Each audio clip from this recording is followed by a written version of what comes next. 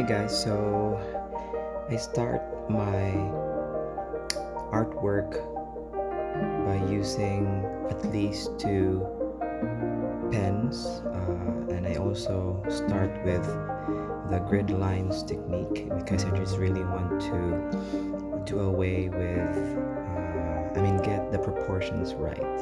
So I used 2 inches of scale here, and after that I just go and just put in all the dots. And before I really go into the tutorial or to the walkthrough, I just really like to let you know that every dot is really important. Okay, after the grid lines though, that's where I use pencils or a pencil to lock in the main features of the face, like the eyes especially, then the eyebrows, the nose, the lips, and the hair, and the proportion of the face. So yeah, there it is. These are just footages of the time when I was finished with all the other parts of the face. And if you don't know yet, this is my wife I'm drawing.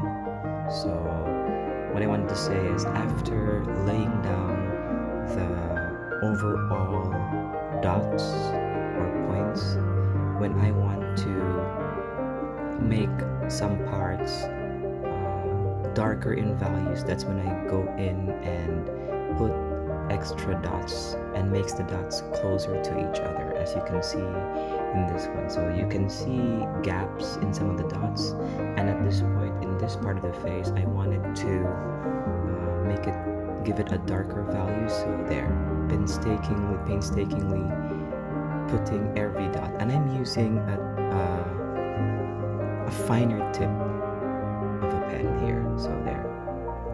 And I usually, before, when I was younger and not really well versed in this technique, I just thought that every dot can be just placed anywhere.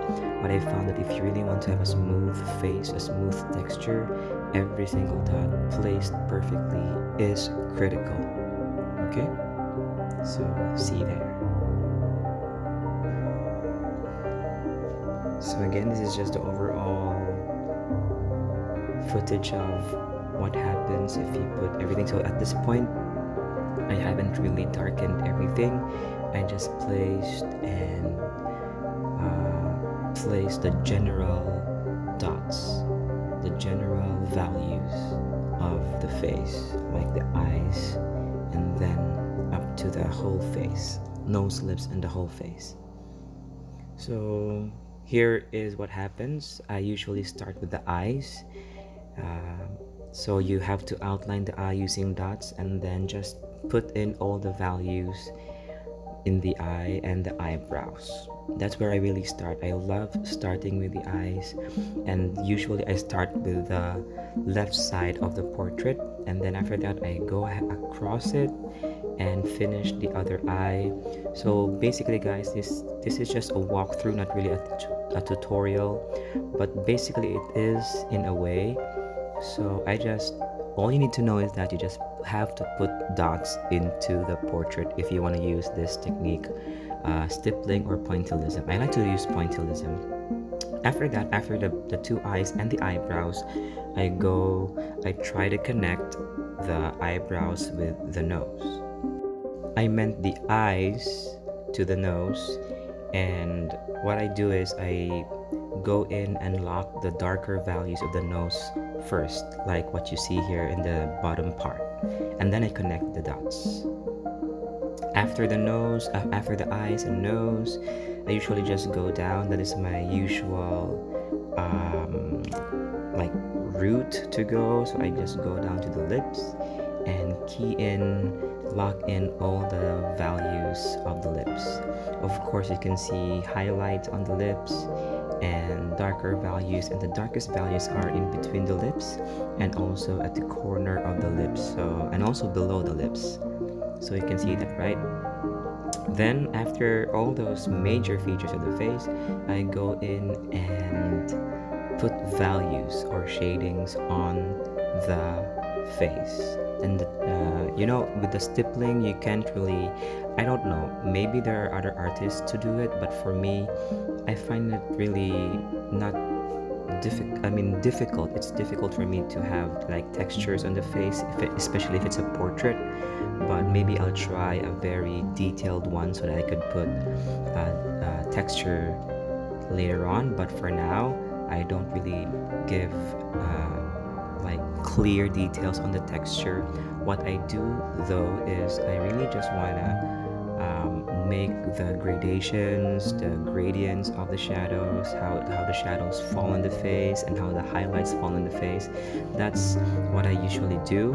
And one technique I would share you is when I'm looking at my portrait and the one that I'm painting, I really squint my eyes to get the general contrasts. After all those things, I do the hair last, especially if it's a darker hair, like my wife's hair is really black. So that's when I usually take time, because before it was I really cheated. I used bigger nibs, I used penel pens, I used like large tips. But now, just so I could increase, in my craft, grow in my craft, at this point, I really placed in all the dots, even the stray hairs, the baby hairs you can see here, all dots. And yeah, so all of these are dots. And with stippling, it's really all about the contrast. Compared to other media like colored pencils or even graphite or charcoal, you can really put in like a smooth texture on the face and can really pick out the highlights and everything, and even the darker ones. But for stippling, you really go with the contrast. From afar, how will each of the dots create a contrast on the face, create this shades on the face. So this is after everything, I go down and put in details. For this one, I just put the shoulder, the collarbone, and the neck of my wife. And of course, the last thing that an artist should do, just to know that it is really done, is to put in your signature. So it took me around like many days and weeks to finish this. So here it is, you guys. I hope you liked it.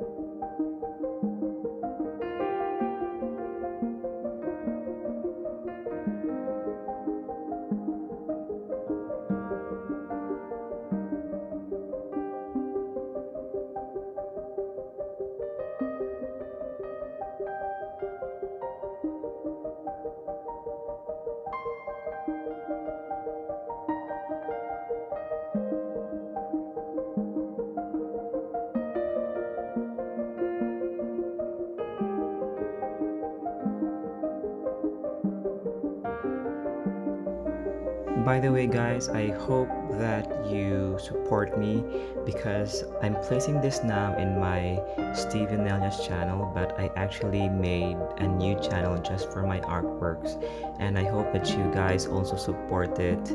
I wanted to make the new channel focused on the artwork that I do, and the artwork channel for Steven Elias is titled